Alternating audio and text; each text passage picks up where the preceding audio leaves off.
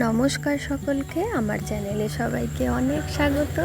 আপনাদেরকে অসংখ্য ধন্যবাদ আমার চ্যানেলে সঙ্গে থাকার জন্য। ভিডিওটা শেষ অবধি দেখার অনুরোধ রইল, আপনাদের সাপোর্ট একান্ত কাম্য। আজকে করেছি ঢ্যাঁড়সের দো পেঁয়াজা, একদম অন্যরকমের একটা রেসিপি।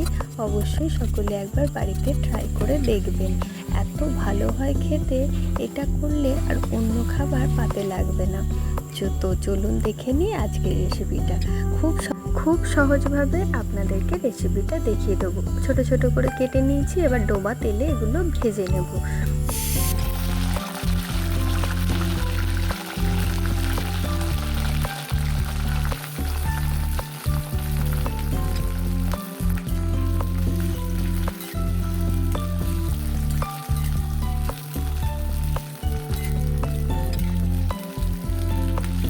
অল্প তেলে ভাজলে ঢ্যাঁড়সের রঙটা কালো হয়ে যাবে, এইরকম সুন্দর সবুজ রং করে ভাজতে হবে।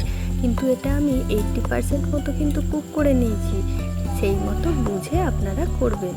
যে ছোটোখাটো জিনিসগুলো রান্নার জন্য ব্যবহার করছি, সেগুলো যদি আপনারা কিনতে চান তার লিঙ্ক আমি ডেসক্রিপশান বক্সে দিয়ে দেবো। দেখুন কত সুন্দর ঢ্যাঁড়সের রঙটা হয়েছে। ঠিক এই অবস্থায় নামিয়ে নিতে হবে। যেহেতু আমি কড়াতে অনেকটা তেল দিয়েছিলাম, তাই জন্য আমি তেলটা খানিকটা তুলে রাখছি। অত তেলে রান্না খাওয়া তো ভালো নয়। তারপর দিয়ে দিচ্ছি তেলের মধ্যে গোটা জিরে, দুটো এলাচ আর শুকনো লঙ্কা।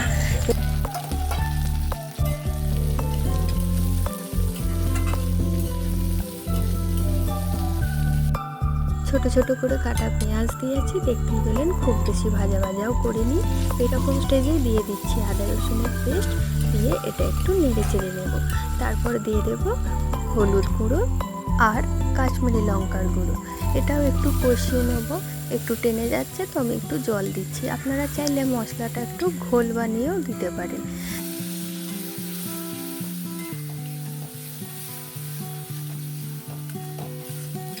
মশলাটা কষানো হয়ে গেছে, তেল ছেড়ে দিয়েছে। এই সময় দিয়ে দিচ্ছি দুটো টমেটো পেস্ট। এটাও খুব ভালোভাবে কষিয়ে নেব।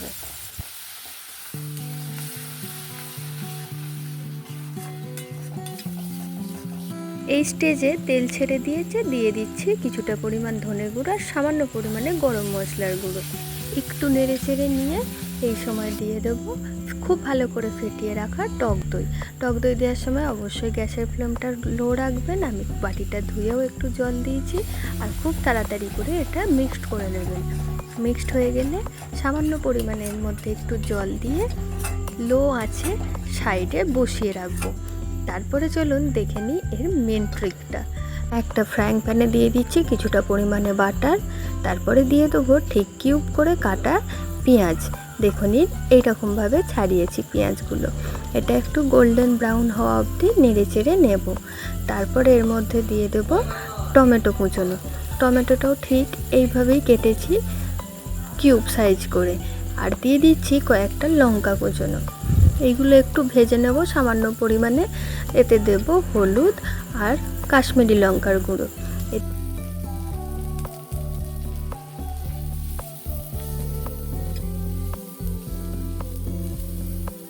এইটা রেডি হয়ে গেছে। এটা এবার দিয়ে দেবো তৈরি করে রাখা গ্রেভিটার মধ্যে। দেখুন কত সুন্দর গ্রেভিটা রেডি হয়েছে, সুন্দর তেল ছেড়ে এসেছে না? ঠিক এইরকমভাবেই রান্নাটা করবেন। এর মধ্যে এবার ওই ভাজাগুলো দিয়ে দিচ্ছি, আর দিয়ে দেব ভেজে রাখা ঢ্যাঁড়সগুলো। সব কিছু খুব ভালোভাবে মিশিয়ে নেব।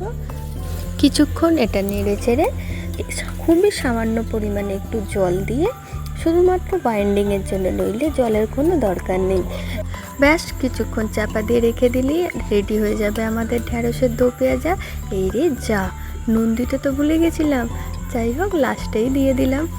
আরও তো কিছুক্ষণ হতে বাকি আছে।